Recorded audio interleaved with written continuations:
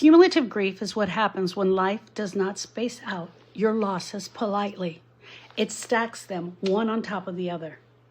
You lost your dad. 6 months later, your marriage ends. And while you're in the middle of the divorce, your dog dies. And then you have a change in health, and you have to have a procedure. People expect you to be strong, and they especially expect you to be strong because you've been through all this shit. Well, you've been through all this shit. I thought you were stronger than that. Cumulative grief is not just more grief. It is layered grief. Do you hear me? It's layered grief. It's one on top of the other. Your nervous system never fully comes down from the first loss.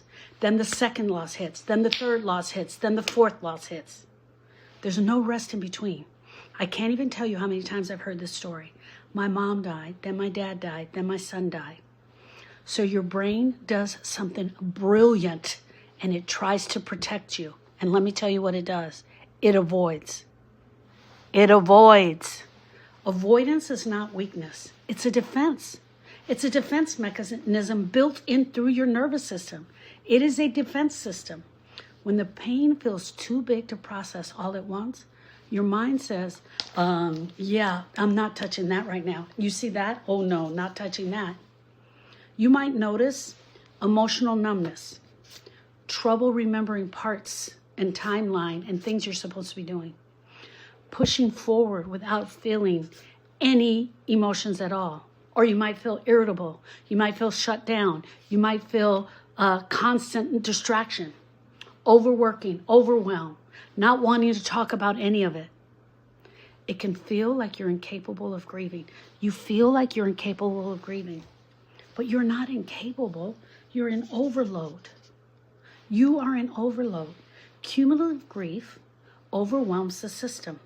And when the system is overwhelmed, it protects itself by limiting access to the pain. It protects itself. Your body's doing what it was supposed to do. It's doing what it was designed to do. Here's the problem. The problem is not the protection.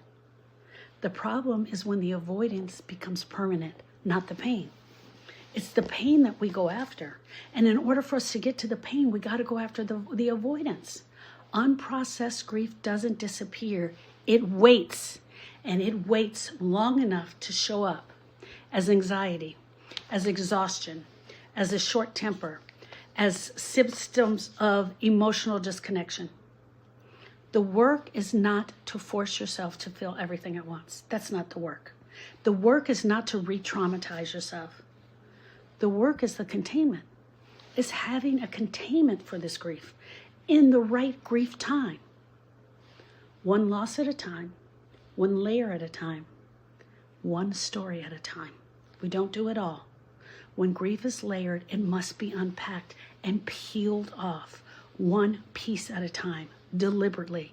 Otherwise, it will become a pile of shit you are scared to touch. You will not want to touch this. Cumulative grief is real.